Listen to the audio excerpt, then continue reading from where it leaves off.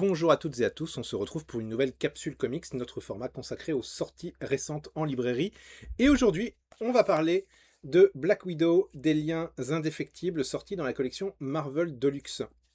Alors, cette saga a déjà été publiée en Marvel 100%, dans 2, 3 Marvel 100%, je ne sais plus.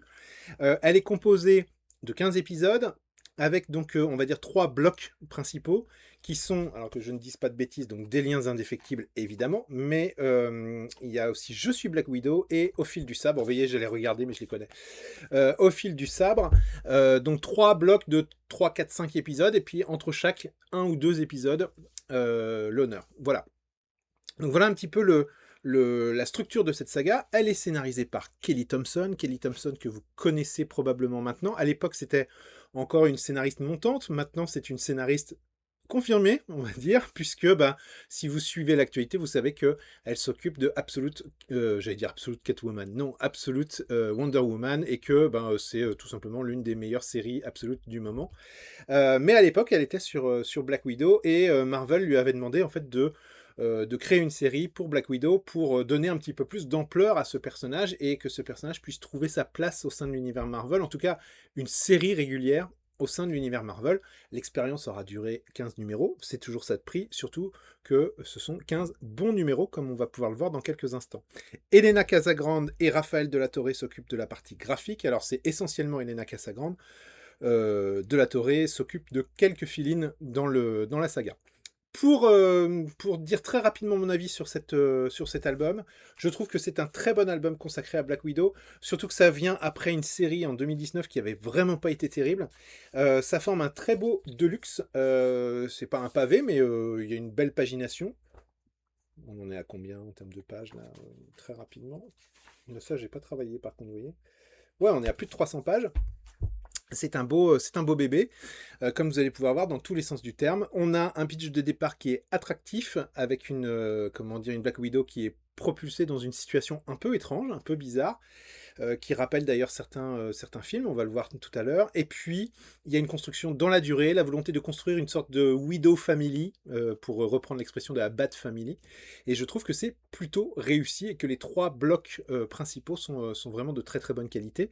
C'est dommage d'ailleurs que la série n'ait pas continué, parce que je trouve qu'il y avait encore moyen d'aller probablement plus loin et de raconter d'autres aventures de Black Widow dans ce contexte. Voilà, je vous laisse avec le feuilletage, le temps d'installer mon matériel et que je puisse vous le feuilleter en vue de dessus. Je ne le feuilleterai pas entièrement, comme très souvent, parce que c'est autant vous laisser aussi un petit peu de surprise, mais suffisamment pour que vous ayez une idée du contenu et de ce qui vous attend graphiquement. De plus, je préfère le préciser au cas où j'oublierai tout à l'heure, n'oubliez pas que là, pour le coup, on démarre avec un pitch qui est assez surprenant, assez étonnant. Pour le dire très vite, a priori, Black Widow a abandonné son métier enfin son métier, son occupation d'espionne, et elle s'est rangée, elle a une vie de famille. Et évidemment, ce mystère va être éclairci dans les pages que je vais feuilleter. Donc si vous voulez garder, on va dire, tout le plaisir de la découverte, je vous invite fortement à ne pas regarder ce feuilletage, parce que, comme vous allez le voir, ce mystère est quand même élucidé très rapidement dans la série. Ça n'est pas le cœur de la série Black Widow. Non, non, ce cœur se trouve bien ailleurs. Sur ce, je vous dis à tout de suite, et puis, on va regarder ça de plus près, les très beaux dessins d'Elena Casagrande et de Raphaël de la Torre. À tout de suite. Voilà, nous sommes de retour pour donc feuilleter cet album de Black Widow, des liens indéfectibles. J'espère que vous êtes bien installés, parce que c'est un beau bébé. Comme je l'ai dit à l'instant, je ne le feuilleterai pas entièrement, parce que le but, c'est bien de vous permettre de découvrir et pas de vous spoiler. Encore une fois, je rappelle que on va avancer quand même un petit peu dans cet album. Donc, le premier arc des liens indéfectibles va vous être révélé. Donc, si vous voulez garder un petit peu de surprise à la lecture de cet album, je vous invite à ne pas dépasser les premières pages, parce que ça va spoiler quand même assez rapidement. Mais au cas où vous feriez spoiler, sachez que c'est vraiment pas le centre, l'intérêt de cet album, la révélation du mystère qui se trouve au début de cette histoire. Donc, allons-y, on est sur un Marvel Deluxe. Bon, les Marvel Deluxe, moi j'adore cette collecte. À noter que dans l'édition originale, les couvertures étaient faites par Adam Hughes. et que Panini a choisi une couverture de J. Scott Campbell. Alors autant J. Scott Campbell, c'est un dessinateur que j'aimais beaucoup à l'époque de Gen 13, autant en fait avec le temps, son style a fini, je trouve, par s'affadir, et en fait ses personnages sont quasiment toujours les mêmes. Je trouve que la couverture n'est pas tellement adaptée, qui plus est au contenu, parce qu'on n'est vraiment pas dans ce côté sexy, galbé, comment dire, cambré, on dirait une danseuse du Crazy Horse, quoi, là. Donc c'est un peu dommage le choix de cette couverture, parce que ça ne représente pas vraiment le contenu intérieur. Après, je peux comprendre qu'il s'agissait aussi pour Panini de trancher un petit peu avec les précédentes couvertures. Alors allons-y, on a la présentation donc des épisodes, c'est 15 épisodes de la série de 2020, scénarisé par Kelly Thompson. Comme je vous le disais en introduction, trois blocs d'arc, des liens indéfectibles, je suis Black Widow et Au fil du sabre. Et on est parti après une petite introduction qui fait le point sur le personnage. Eh bien, on démarre avec le premier épisode, et on démarre donc avec Black Widow dans dans une configuration assez connue, hein, celle de l'espionne, donc avec l'imperméable. Tout au long de la série, on va avoir comme ça des tropes, des clichés assez, assez fréquents dans le, comment dire, dans l'histoire. Et là, on démarre tout de suite, hein, c'est un peu une lettre d'intention. C'est un combat, Black Widow laisse tomber l'impair et commence à aller bastonner dans un couloir. Et ce type de configuration de page, c'est-à-dire une double page avec de l'action et en fait une décomposition de l'action, du mouvement, pour créer cette sensation de dynamisme, c'est quelque chose que l'on va retrouver souvent dans les épisodes de ce Black Widow. Même quand il y aura un changement de dessinateur, on sent qu'il s'agit d'une espèce de marque de fabrique qui s'installe dans cette série. Donc là, en fait, Black Widow est en mission, une mission commanditée par Captain America. Il s'agissait de récupérer un objet perdu. Elle rentre chez elle. Elle comprend que le chez elle a été, quelqu'un a pénétré chez elle. Et là, en fait, elle chute d'un sacré paquet d'étages. Elle tombe. Démarre mal quand même, hein, pour Black Widow. Et on est 3 mois plus tard, à San Francisco. On retrouve notre Natasha Romanoff, mais dans un tout autre contexte, puisque eh bien, on comprend là qu'elle est en fait architecte et qu'elle vient livrer des plans à des ouvriers pour la construction d'un immeuble à San Francisco. Alors, ici, j'aime bien cette illustration parce qu'elle illustre en fait assez bien ce que je pense d'Elena Casagrande. C'est-à-dire que autant le dessin semble super agréable et super joli, et quand on commence à regarder de près, on se rend compte qu'il y a quand même des petits problèmes. Là, par exemple, je trouve qu'il y a un problème de proportion au niveau du gobelet. C'est-à-dire que le gobelet est quand même très petit dans sa main. Alors, je chipote, hein, mais c'est vrai que autant il va y avoir des choses qui seront très réussies, autant parfois il y a des espèces de trous d'air, comme là le gobelet, comme là le nez, par exemple. Je trouve que là, la partie bas du visage est pas forcément très très réussie, tout comme d'ailleurs le personnage de Black Widow ici, c'est pas forcément super réussi. Donc il va y avoir comme ça, des trous d'air dans le dessin, et c'est un peu curieux. Ici, on a un petit style cartoon que Elena Casagrande on dit peut-être Casagrande, hein, je sais pas, mais moi je veux dire Casagrande. Un petit côté cartoon qui de temps en temps va effleurer dans certaines parties du dessin. Bon, j'ai l'air comme ça un peu chipoté quand même, mais on est quand même sur du joli dessin, quoi, on va dire. Donc là, en fait, elle passe dans la rue, vous voyez, avec son café, avec son gobelet qui a changé de taille, et, et donc elle passe derrière une journaliste, et ensuite elle va s'acheter une moto, tout simplement, et ça va lancer l'histoire, en fait. C'est-à-dire que nous, on ne peut qu'être surpris, et à ce moment-là, ce qui se passe, c'est qu'on se dit, bah, elle est probablement en mission d'infiltration, il se passe quelque chose. Là, on est chez Clint Barton qui regarde la télé, et donc cette même journaliste ici, on la retrouve là, et Clint Barton manque de s'étouffer parce qu'il aperçoit Black Widow en fond du reportage, ce qui pose un problème parce comme il va l'expliquer à Bucky, parce qu'il va appeler Bucky immédiatement, il y a un souci, c'est que jamais Black Widow ne se ferait avoir comme ça, c'est-à-dire que jamais elle apparaîtrait en fond dans un reportage, elle qui fait très attention à être particulièrement discrète. Donc c'est qu'il y a un problème. On retrouve Black Widow qui a craqué pour sa moto, elle rentre à toute berzingue chez elle. Vous voyez, joli effet là par exemple, hein. Vous voyez, le dessin c'est étonnant. Elle rentre chez elle, et chez elle, surprise, c'est une très jolie villa, et elle a un conjoint, un compagnon. Je crois qu'il s'appelle James d'ailleurs, je suis pas, j'ai oublié son prénom. Je parcours le texte rapidement. Non, c'est pas James. Et, et là, dernière page de l'épisode, je suis désolé, ça commence à spoiler. c'est que on découvre qu'il y a une cabale, enfin un groupe composé d'étranges et de mystérieux personnages, dont un qui est ah, j'ai oublié son nom. Oh là là, il va falloir que j'aille regarder un petit peu plus loin. Oh, je suis désolé, j'ai un trou. Euh, Vous êtes tous là dans la vidéo en train de vous dire, ah mais oui, si, c'est machin. Oui, c'est lui qui fait des parcs d'attractions, etc., etc. Ah, bon, ça va me revenir au fur et à mesure. Euh, Oh là là, c'est terrible. La vieillesse est un naufrage. Deuxième épisode, on attaque, on retrouve donc notre Black Widow, qui est surveillée par qui? Bah, par nos deux compères qui se disent mais c'est pas possible, en fait elle est en mission. Donc là, en fait, Clint Barton se dit bah je vais y aller, je vais aller la voir. Donc il arrive un peu en mode genre bonjour, je suis un voisin, j'ai vu votre belle moto. Donc il engage la discussion avec elle. Et il se passe rien dans la discussion. C'est-à-dire qu'en fait, elle ne lui fait aucun signe. Voire même, Clint Barton découvre quelque chose qu'il n'avait pas vu venir, c'est qu'il y a un enfant. On découvrira après que cet enfant est bien l'enfant génétique de Natasha Romanoff et de James, voilà, son fiancé. Ils sont pas mariés, ils sont fiancés. Et donc Clint Barton sort de là un peu, un peu troublé. C'est-à-dire que là, bon, voilà. Et le couple James, Natasha va aller en soirée. Ils laissent leur bébé à une, comment dire, à une nounou. Et cette nounou, vous voyez, on insiste un petit peu dessus parce que tout simplement, on va découvrir que cette nounou, eh bien, c'est en fait Yelena, la White Widow, c'est-à-dire l'autre Black Widow, et qui s'est infiltrée parce qu'elle aussi, elle avait repéré qu'il y avait un problème, et donc elle cherche à comprendre ce qui se passe. Ça y est, j'ai retrouvé son nom, c'est Arcade, hein, voilà. Vous voyez, il m'a fallu une dizaine de pages.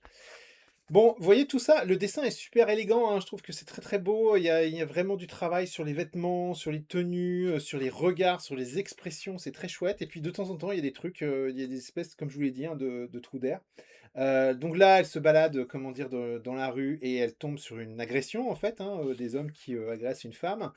Et donc bah là, elle va tout simplement, vous voyez, très naturellement, attraper sa ceinture, et puis attraper un couteau pour le renvoyer dans le visage de quelqu'un. Très joli effet hein, de tournoiement ici. Vous voyez, on est encore une fois sur cette double page avec ces espèces de décomposition. Je trouve ça très réussi. Et ça, cette scène-là, en fait, ce qui est étonnant, c'est que elle combat de manière très naturelle et elle va se faire la réflexion, mais en fait, mais je sais me battre. Alors, pour ceux qui sont un petit peu cinéphiles, cette configuration-là, d'un personnage qui découvre qu'il a des talents cachés qu'il ignorait, moi, à la première lecture, ça m'a fait tout de suite penser à A History of Violence de David Cronenberg, qui est en fait, je pense, une réelle inspiration de cet arc des liens indéfectibles. Donc, on voit qu'elle est surveillée, et donc, elle commence, vous voyez, à construire quelque chose ici, et elle construit une bombe. Donc, en plus de savoir se battre, elle découvre qu'elle est capable de fabriquer des bombes tout à fait naturellement. Et donc là, bah, elle se pose quand même quelques questions. Euh, Là, Yelena en question, donc qui est la babysitteuse, hein, Yelena Belova, va rejoindre nos deux compagnons. Alors, eux, ils passent une partie de l'arc à camper dans les buissons à côté. C'est assez drôle. Donc, Natacha va, bah, elle essaye sa robe de mariée. Et là, on découvre enfin quelle est la cabale qui a fomenté un plan contre Black Widow. Il s'agit donc de Vipère, d'Arcade, du Lion blessé 2.0, comme c'est indiqué ici, du Garde Rouge et de Snapdragon. Alors, le Lion blessé, je ne connaissais pas. Snapdragon, si ça ne vous dit rien, parce que c'est pas un personnage qui est très très très connu. D'ailleurs, est-ce qu'on va la voir, Snapdragon? Non, on la verra un petit peu plus tard. Snapdragon, c'est un personnage qui était apparu pour la première fois dans un épisode dessiné par George Perez, qui était un long épisode où elle apparaissait pour la première fois. C'est une tueuse, mais elle est extrêmement douée et extrêmement compétente et elle a énormément de connaissances. Bon, elle n'avait pas ce look-là à l'époque, hein, dans l'épisode de Perez, mais c'est une super vilaine, une espèce d'ennemi régulier de Natasha Romanoff. Mais quand je dis régulier, en fait, elle n'est pas apparue très très souvent dans l'univers Marvel. C'est une bonne idée de la part de Kelly Thompson d'être allé la chercher. Et donc évidemment, le doute s'est installé dans l'esprit de Black Widow. À nouveau, vous voyez, hein, c'est très très régulier. À nouveau, ces fameuses planches, ces doubles planches d'action qui sont magnifiques. Elle a planqué sa, comment dire, sa bombe comment dire, dans le conduit de ventilation. Encore une fois, c'est une espèce de cliché du cinéma et des histoires d'espionnage. Alors, ah bah là, vous voyez, hop, elle a une espèce de truc là qui est déclenché. En fait, c'est la cabale qui déclenche ce truc-là et qui fait que elle s'effondre. Alors, très jolie page, hein, de reprise d'ailleurs de moments importants de la vie de Black Widow avec les dessins originaux, hein, que ce soit une de ses premières apparitions à des choses beaucoup beaucoup plus récentes. Voilà, je trouve la scène très très chouette, hein. Enfin, oui, la scène très très chouette avec cette veuve noire au centre de la toile avec, comment dire, les différents moments importants de sa vie, la chambre rouge, évidemment.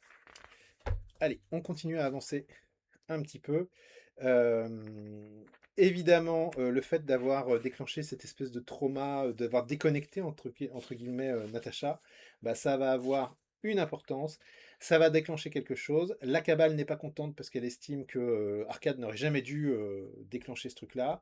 D'ailleurs, ils sont pas contents parce que ce qui se passe, c'est que leur plan, c'était tout simplement de la laisser dans cette configuration-là, parce que s'ils ont fait tout ça, c'est tout simplement parce qu'ils voulaient se débarrasser d'elle en lui proposant un environnement, un quotidien qui l'occupe et qui la rend heureuse avec un conjoint et un enfant. C'est là aussi un cliché assez régulier du cinéma des histoires d'espionnage, c'est-à-dire c'est l'espion qu'on va, entre guillemets, endormir, amadouer, en lui proposant un environnement qui lui convient et qui fait qu'il n'a plus besoin d'espionner ou qu'il n'a plus besoin de lutter contre l'ennemi. C'est un peu ce qui s'était passé avec Captain America comment dire, dans l'univers de Marvel. Vous savez, à un moment donné, le Nick Fury lui fait croire qu'il est toujours juste au lendemain de la Seconde Guerre mondiale pour essayer de faire en sorte que la transition soit un peu moins abrupte. Donc cette création d'une réalité qui n'est pas réelle, mais une réalité factice pour endormir les soupçons d'un espion, c'est quelque chose qu'on retrouve assez souvent. Et ben rebelote, hein, une double page. Ça vous plaît, et ben vous allez en avoir.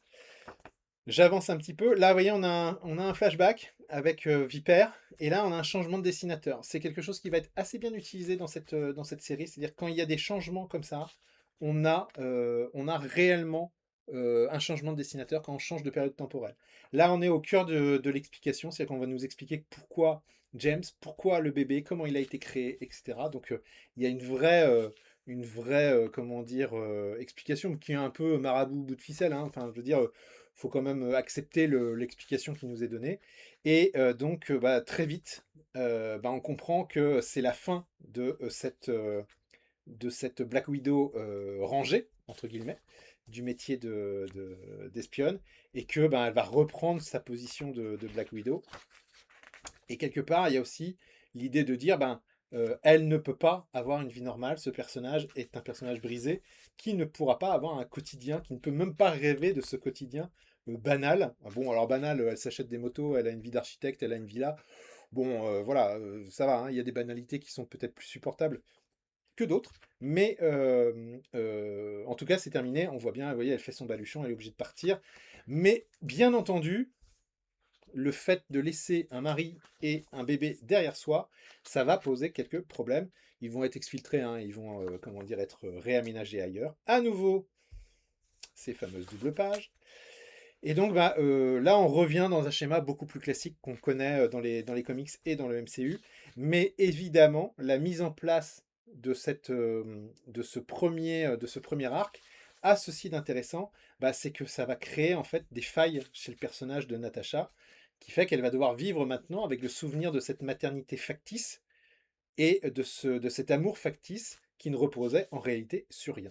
Nouveau costume, hein, vous voyez, avec une capuche, costume qu'on n'avait pas vu, je crois, dans l'album encore à ce moment-là. Et donc, bah voilà, c'est changement de costume, changement nouvel état, entre guillemets, du personnage. Très jolie illustration, encore une fois, de Elena Casagrande. Et là, on part sur... Alors, on est sur l'épisode comment? J'ai été un peu vite. Ah, c'est l'épisode 6, c'est Widow au carré. Alors, Widow au carré, c'est un épisode de transition qui va nous amener à un autre arc de cet album, qui sera Je suis Black Widow. Dans Widow au carré, Bon, alors, grosse baston contre un mec super balèze. Un schéma assez connu. En fait, Natacha va repérer une pickpocket qui s'appelle Marigold. Bah non, c'est pas son vrai nom. Je l'ai repris ici, mais c'est pas tout à fait son vrai nom. Bon, bref, cette pickpocket, Natacha décèle en elle du talent et donc bah, elle la poursuit parce que en fait, en réalité, cette jeune fille fait partie d'un complot. Et donc, Natacha Romanoff va essayer de mettre à jour ce complot et de sauver cette jeune fille. Et donc, bah, évidemment, je vous le donne en mille, elle va la sauver. On est dans la continuité en fait de ce qui vient de se passer. Elle a perdu une famille et elle va essayer de recomposer une famille. Et c'est là, je trouve, tout l'intérêt du travail de Kelly Thompson, c'est de proposer à la fois une thématique assez féminine. C'est pas forcément un personnage masculin qui aurait eu ce genre de traitement. Et l'idée, ça va donc être de proposer la reconstruction d'une famille pour Natacha, mais qui va plus correspondre à son statut d'espionne. Et donc, ben, vous allez voir que petit à petit, on va agglomérer différentes filles, différentes widows. En voilà une justement, j'ai oublié son nom. C'est comment C'est, je crois que c'est une Spider Girl. Voilà, c'est Spider Girl. Vous savez, c'est celle qui a un costume tout noir avec une araignée sur le corps. Quand je vous parlais tout à l'heure de look cartoon, vous voyez, elle vient d'apprendre que Black Widow accepte de la prendre dans l'équipe. Et donc, on a une construction comme ça, petit à petit, progressivement, un groupe va se former, composé aussi bah, c'est Lucy. Voilà. De Lucy, cette pickpocket que Yelena et Natasha essayent de former, et elle découvre en fait que ce complot auquel appartenait, ce groupe auquel appartenait Lucy, lui a injecté un produit qui déclenche des pouvoirs, et il va donc falloir qu'elle maîtrise ses pouvoirs. Bon, bah voilà, alors après, bah, évidemment, on va retrouver ce groupe qui a ce sérum qui distille des pouvoirs chez les gens. Et donc, bah, évidemment, nos deux Black Widow ne vont n'en faire qu'une bouchée. Et alors là, c'est un passage assez gore. L'autre jour, j'ai fait une vidéo sur Absolute Batman avec du body horror. Vous voyez, on pourrait se dire à première vue, bah là, c'est n'importe quoi, un visage peut pas se distordre autant. Bah, lui aussi est une victime de ce groupe. Hein, ce jeune homme est lui aussi une victime de ce groupe. Et en fait, il est en train progressivement, non pas de se décomposer, mais de fondre. Et vous voyez, ils font, et il finit en flaque de chair. C'est un passage étonnamment pas gore, mais très body horror dans une série assez tout public quand même, mine de rien. Donc c'est assez étonnant. À nouveau, hein, on va nous rappeler régulièrement cette notion de maternité. Hein. C'est-à-dire que Natacha a régulièrement des regards vers des personnes dans la foule où elle pensera effectivement à son enfant qui n'est pas son enfant, mais qui est vraiment son enfant quand même. Bref, c'est un petit peu compliqué, évidemment, pour elle à vivre. Très joli dessin, encore une fois. Hein, il y a une vraie élégance, je trouve, chez Casagrande, qui fait que ça rend très très bien. Je trouve que les dessins euh, de Casagrande marchent mieux dans les scènes de la vie de tous les jours que dans les scènes d'action pure et dure. À part évidemment sur ce genre de double page, hein, où ça fonctionne très très bien, mais je trouve que, bah, quelque part, dès qu'il faut habiller de manière civile les personnages, je trouve qu'elle s'en sort très très bien et elle le fait très très bien. Donc bon, voilà, je vous laisse admirer. C'est vrai que c'est un très bel album. Hein. Moi j'ai vraiment trouvé ça absolument magnifique. On est bon là le groupe s'est constitué. Donc vous voyez, on n'est plus finalement sur une Black Widow solitaire. On est bien sur une série qui progressivement bah, emprunte à ouais, on va dire Mission Impossible par exemple, avec le côté spécialisation peut-être en moins. Le costume de Spider-Girl dont je parlais tout à l'heure. Mais où chacune va apporter ses compétences, sa façon de voir les choses, et où les filles vont se soutenir les unes les autres. Vous voyez, on a déjà graphiquement cette idée de bande et de groupe, et Lucie va bien entendu intégrer cette famille. Bon, vous aurez compris, je fais pas la remarque. Voilà. Le grand méchant qui veut injecter des produits à tout le monde, le voilà. Euh, et donc, eh ben, pour aider ses copines. Alors on a aussi Hawk Girl qui va arriver. Je voudrais arriver à cette fameuse page où je veux vous montrer. Ah oui, tiens, celle-là, elle est pas mal aussi. Excusez-moi. Voilà, ça, j'ai trouvé ça vachement bien. Remarquez la décomposition du mouvement. Vous voyez, ça rappelle, vous savez, ces planches à l'invention du cinématographe ou à l'invention de l'appareil photo où on décomposait les mouvements des animaux en les prenant, en fait, en prenant une photo à intervalles très courts pour décomposer le mouvement. Et ben c'est exactement ça. C'est-à-dire que si vous suivez les planches les unes après les autres, et ben vous avez la décomposition du mouvement à quelques fractions de seconde à chaque fois et s'intercale là-dedans de manière très judicieuse, je trouve, des cases qui sont, vous voyez, penchées pour rompre avec la monotonie. Et là, vous voyez, donc, elle, elle chute, elle atterrit, elle se repropulse pour aller sur son ennemi et pow, kapow, elle lui fout une torgnole, elle se fait un demi-tour sur elle-même, tac, tac, tac, elle rebondit au sol, elle fait une roulade. Vous voyez, et ça permet de caser énormément d'actions sur une planche et je trouve que du coup, les moments d'action qui sont mis en avant dans ces cases ici fonctionnent très très bien. Bref, je ne vais pas faire de l'analyse de planche, mais voilà, c'est très ingénieux, c'est vraiment bien foutu. J'aime beaucoup comment dire, ce travail. Voilà, c'est ce plan-là sur lequel je voulais vous amener. Voilà, on a le Girls Band, on a le Black Widow Band qui est au complet. Évidemment, ça va avoir son importance par la suite. Là, on arrive sur un épisode intermédiaire qui s'appelle La Source, qui va faire la jonction entre Je suis Black Widow, c'est-à-dire que ce deuxième arc qui redéfinit, en fait, qui repositionne Black Widow en chef de groupe, entre guillemets, et la suite qui est, comment ça s'appelle? Décidément, le Stéphane, il a des problèmes de mémoire au fil du sabre. Voilà. Vous allez voir, il y a un chouette épisode. Bon, évidemment, à un moment donné, il faut bien mettre une scène où Black Widow est un peu sexy. Donc, bon, bah, elle enlève son costume. C'était pas indispensable. Yelena et Natasha vont aller rendre visite aux jumeaux qui, comment dire, qui ici sont un adversaire mineur. Et on va arriver au fil du sabre. Alors, au fil du sabre, ça va être un truc intéressant. Ah, elle est belle cette scène. Cette scène, vous voyez, où elle pense à son enfant et à James. Et en fait, il y a une transposition avec Barnes, avec le soldat de l'hiver. Et en fait, elle lui attrape le bras, elle le retourne, et puis elle le maîtrise. Pour nous rappeler quand même que voilà, Black Widow, elle est tout à fait capable de se défendre toute seule. Mais que voulez-vous, les fêlures de l'esprit, les fêlures de l'âme, ben écoutez, voilà, c'est bien plus difficile de lutter contre.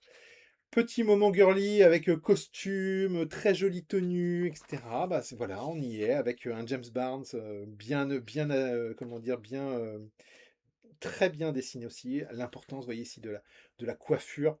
C'est très, par moments, c'est très maniéré, c'est très beau. Enfin, moi, j'aime beaucoup ce passage. J'ai beaucoup aimé ce passage-là, comme ça, de danse. Et puis, bah, après, évidemment, on va avoir droit à la petite scène d'action qui va bien, parce qu'on est aussi dans un comics d'action. Hop, j'avais mis mon petit marque-page ici, parce que je voulais vous montrer ça. Et là, cet épisode 13, eh ben, il va y avoir une rupture de ton, parce qu'elle tombe sur un personnage qu'on ne connaît pas. Voilà.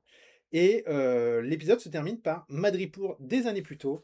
Et figurez-vous que bah, tout l'épisode ici va être en fait un flashback qui va nous présenter ce personnage du sabre et qui nous montre en fait Black Widow telle qu'elle était à cette époque. Rappelez-vous, il y a un épisode avec Jim Lee où on arrive à Madripour avec Captain America et Wolverine. Et Black Widow, eh ben, c'est tout à fait dans le prolongement. Il y a une espèce on essaie de recomposer le style graphique de l'époque avec une impression à point. Hein, voilà, vous voyez, on sent bien que la colorisation, elle est différente, elle semble un peu plus passée. Alors même si le dessin est plus moderne, il n'empêche qu'on est vraiment dans quelque chose qui nous montre bien qu'on est tout à fait dans le passé, mais on garde une cohérence avec toujours ces fameuses scènes d'action en double page qui fonctionnent très très bien. L'épisode très chouette. C'est un très bel épisode et qui campe très très bien, magnifique dessin aussi ici, qui campe très très bien le personnage du sabre. Et on revient dans le présent, donc avec cette scène d'action. Et je ne vais pas tarder à vous laisser parce que je n'ai pas envie de vous spoiler la fin de cet album. Vous voyez qu'il reste quand même malgré tout, il y a du fill-in, mais on est quand même sur des choses qui sont assez discrètes. Casagrande dessine quand même une bonne partie de la saga. Je ne vais pas vous montrer la fin. Voilà. On a droit, comme c'est une habitude chez... ouais. C'est une habitude chez Panini. On a droit à une galerie de couverture. Alors Panini n'imprime pas en pleine page. Ils ont pris l'habitude de mettre les variantes cover comment dire, en quatre couvertures par page. Il y a de jolies choses, même si je trouve personnellement que, bon, alors voilà, Scott Campbell, il s'est pas trop embêté, hein. Voilà, Yelena et Natasha, c'est un peu, finalement, c'est un peu les mêmes. Très jolie, celle d'Alex Ross. Bon, mais je trouve en fait que on n'est pas dans des couvertures qui sont réellement spécifiques à ce qui vient de se passer, à ce que je viens de vous montrer. C'est un peu en fait comme si on avait demandé au dessinateur, bah, faites-nous des covers sur Black Widow, sans leur donner forcément d'indications, à part quelques-uns, par exemple Annie Wu et Marco Cecchetto. Ils ont forcément eu une consigne, parce que là, le dessin ici, il est vraiment pleinement dans le ton des liens indéfectibles. Là, c'est pareil, hein, c'est même carrément le même pyjama pour le petit. Là, ici, vu que c'est le même costume, c'est bon. Mais Olivier Coipel, par exemple, bah, il nous fait une Natacha, il nous fait une pin-up standard, quoi. Il n'y a pas de choses vraiment liées à ce que l'on vient de voir. Là, ici, vous avez Electro et Natasha Romanoff. Bon, il n'y a pas vraiment de lien. Donc, c'est un peu curieux. Mark Brooks, vous voyez, il fait une Black Widow, mélange de Captain America et de Black Widow. Bon, à côté, il fait aussi une pin-up qui est très bien, hein, c'est pas le problème, mais c'est pas vraiment en lien. Rob Liefeld, bon. Bon, voilà, je ne dirai rien. Joe Jusco qui fait une couverture très vintage. Peach Momoko, bah voilà, qui nous fait aussi quelque chose de très très basique. Rien, je trouve, de vraiment très très spécifique au contenu de cet album, et c'est un peu dommage, j'aurais bien aimé que ça soit le cas. Les auteurs, bah évidemment, ça se termine toujours très souvent comme ça, les Marvel Deluxe, où on a en fait une page qui nous explique ce que les auteurs ont bien pu dessiner. Voilà ce que l'on pouvait dire sur qui est vraiment Black Widow. C'est l'accroche. Une très bonne mini-série dans 15 épisodes. Vous n'avez pas besoin d'avoir lu quoi que ce soit auparavant. L'introduction suffira largement. Si vous aimez bien le dessin de Helena Casagrande, eh ben, écoutez, vous allez prendre votre pied. Moi, en tout cas, j'ai beaucoup aimé. La série a tellement plu qu'elle a gagné un Eisner Awards en 2021 pour le prix de la meilleure nouvelle série. Et je trouve que c'est plutôt mérité parce que cet album se lit très bien et est particulièrement agréable. Et malgré les changements de dessinateur, je trouve que ça passe très très bien. Enfin, une série, je trouve, qui installait Natasha Romanoff dans quelque chose d'un peu nouveau, d'un peu étonnant. D'abord, cette première partie des liens indéfectibles, avec cette histoire de fausse famille. Et puis, bah, vous l'avez vu, en fait, c'est juste un prétexte pour accrocher les lecteurs, parce que très vite, on va décrocher de cette idée, et on va plutôt aller dans un côté très mission impossible, travail en équipe, qui n'est pas forcément quelque chose de naturel chez Natasha et plutôt chez Black Widow, mais qui ici est particulièrement bien traité par Kelly Thompson.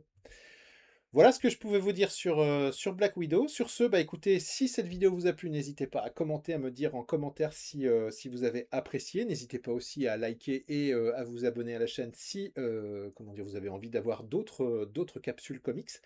Sur ce, il ne me reste plus qu'à vous souhaiter une bonne fin de journée, à vous dire de prendre soin de vous et surtout, lisez des comics, partagez-les. Ciao, ciao, bye!